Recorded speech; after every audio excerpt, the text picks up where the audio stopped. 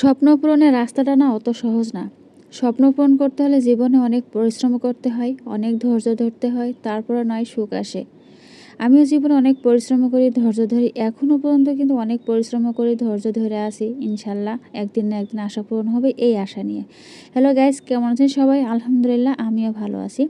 বাইরে দেখতে পাচ্ছেন ভীষণ রোদ, একদম দুপুরের দিকে বের হয়ে যাচ্ছি মানে কেনার জন্য। তো আমার জীবনে কিন্তু ছোট একটা আশা ছিল, অনেক দিন থেকে আমি এই আশাটা করে আসি, কিন্তু এ পর্যন্ত আমি এই আশাটা পূরণ করতে পারি না। তো ইনশাল্লাহ আজকে সেই আশাটা পূরণ করার জন্য আমি বের হয়ে পড়েছি। তো এই যে চলে এসেছি দোকানে, আর এই দোকানে এসে বুঝতে পারছেন যে ছোট্ট আশাটা কি। তো এইটা কিন্তু মেয়েদের জন্য, প্রত্যেকটা মেয়েদের জন্য মনে হয় একটা ভালো একটা জিনিস, নিজের জন্য আর কি। তো এই তো আমি একটা কিনতে এসেছি সেলাই মেশিন। সেলাই মেশিনটা কেনার জন্য আমি দীর্ঘ 4-5 বছর ধরে মানে চেষ্টা করেছি কেনার জন্য, কিন্তু কিনতে পারিনি। ফাইনালিভাবে আমি এই যে কেনার জন্য, এটা আজকে হয়তো ইনশাল্লাহ কেনা হবে।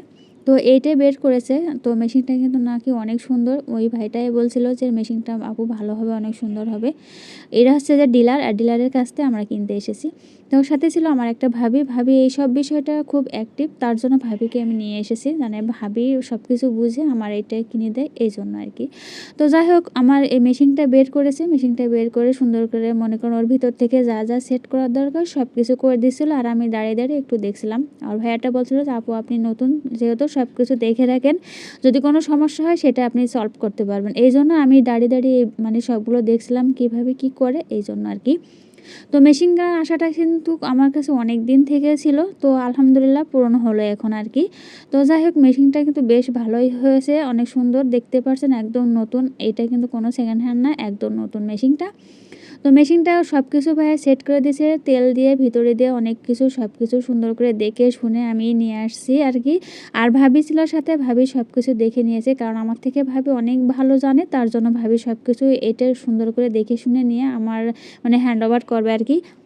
আর এই যে এই সাইডে মেশিনের যে নিচের অংশটা, এটা হচ্ছে যে একটা ছেলে এখানে সেট করছিল, আর আমি এটা একটু দেখে নিয়েছিলাম যে কেমন কী অবস্থা। তো মাশাল্লাহ সব কিছু মিলে কিন্তু অনেক সুন্দর, এরা অনেক সুন্দরভাবে সেট করে দিয়েছিল। এরা ছোট ছোট, তারপরে কিন্তু এদের কাজের অনেকটা দক্ষ আছে, দেখে বুঝতে পারছেন, অনেক সুন্দর। আর এটা যে কাইচিটা কিন্তু অনেক সুন্দর, ভাইয়া আমাকে দিয়েছে। এই কাইচিটা নাকি অনেক সুন্দর, অন্যান্য কাইচির থেকে কিন্তু এই কাইচিটা কিন্তু অনেক অনেক ভালো। আর সাথে আমাকে ভাউচার এবং মেমোটা দিয়ে দিয়েছিল অনেক।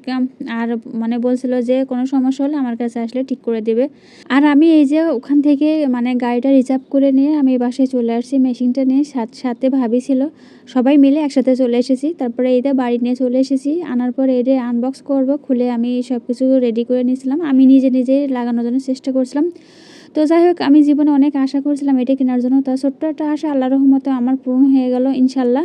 তো আজকের ভিডিওটা কেমন হয়েছে সবাই একটু জানাবেন। তো সবাই সবসময় পাশে থাকবেন, ইনশাল্লাহ আমিও থাকবো। তো নেক্সট ভিডিও দেখার জন্য সবাইকে আমন্ত্রণ। সেই পর্যন্ত সবাই ভালো থাকবেন, সুস্থ থাকবেন। আল্লাহ হাফেজ।